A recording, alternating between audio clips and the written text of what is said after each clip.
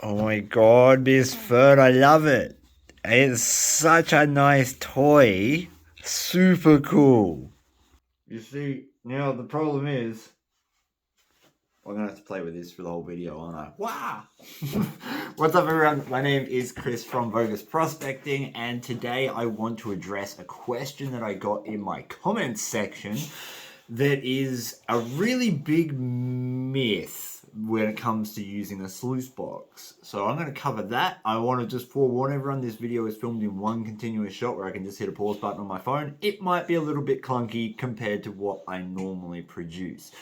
Right, first things first, I need a diagram. The question has to do with gold migration. Now, basically, what this gentleman asked was, because I leave my sluice box, my little river sluice, running in the creek all day, what are the chances of the gold getting washed out of the sluice? And why don't I clean it out to prevent that? And the super simple answer to that is that it's a myth. It's a myth. Your gold is not going to escape out of the end of your sluice box due to migration unless you have your sluice box set up incorrectly or it's a drop riffle type of sluice. And even then, not all the time. Let me explain with this drawing that I'm meant to be doing. All right, the basic premise is this. In a drop riffle sluice, so this goes for any sluice that has big riffle bars. Usually a lot of the gold hog matting is a type of riffle sluice, as well as the keen drop riffle. I think they're called A52 sluices, and there's a few different models. Anyway, if there's a drop riffle sluice or big riffle bars, this is what happens. You've got your direction of flow of your water. Your material, your rocks, your gold, your gravel, your dirt, your sand is coming down the sluice.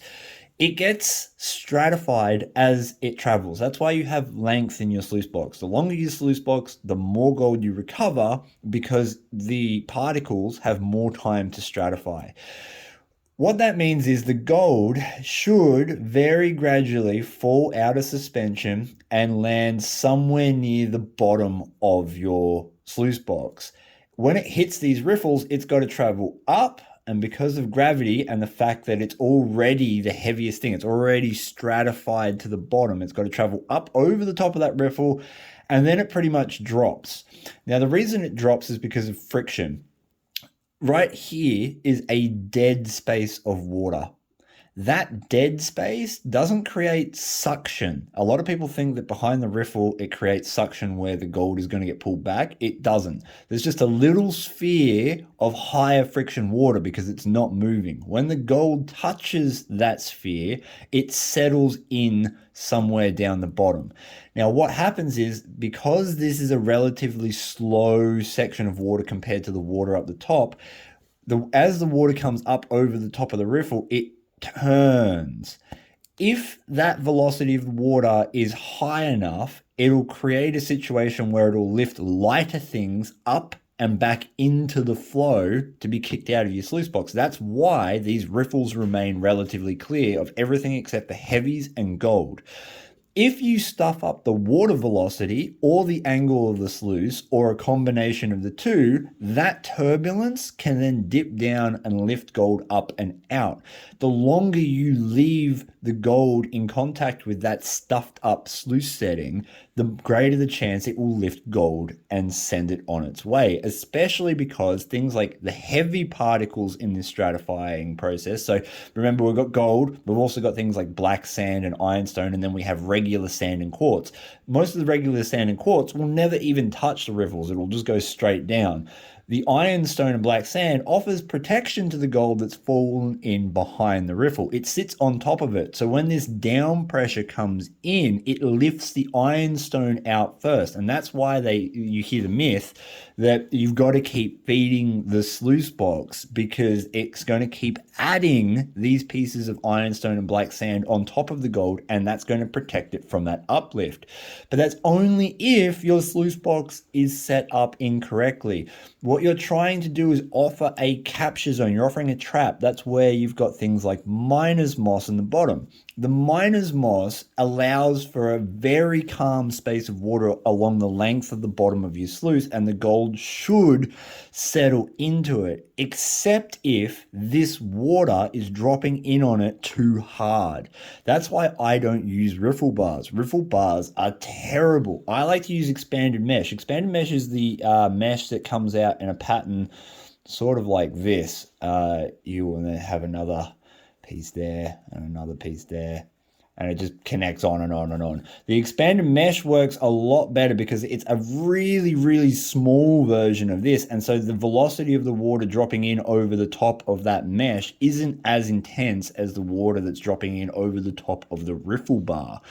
This is your problem. You're not going to lose gold out of your system if your water isn't too violent and if your sluice box isn't too steep. The steeper your angle, the harder this water drops in. The more water, so that the layer of water that's actually running over the top of your riffle bars, the more water you have with more velocity, the harder it drops in over the top of your riffle bars and allows the gold to be picked up and spat out over time.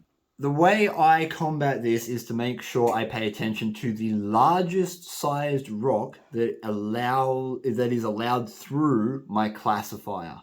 If my classifier lets through a 1/4 inch size piece of rock, if I watch that piece of rock roll down the sluice and I see it gently tumble down, it doesn't stop at any point, it doesn't get snagged, but it just rolls calmly down the sluice box and I'm able to watch it do that, it's probably set at the right water velocity and the right pitch. If it screams out of the sluice, like you dump it on and it just disappears, you've got one of those two things or both stuffed up, and you've got to make adjustments so that that rock lazily rolls down. If it stops dead, you haven't got enough water flow or enough angle, and you're going to get a buildup of undesirable materials such as quartz and sand in those riffles, and that's going to fill up all the room and create so much friction in your bed that the gold won't be able to sink down to the bottom and you'll still lose gold.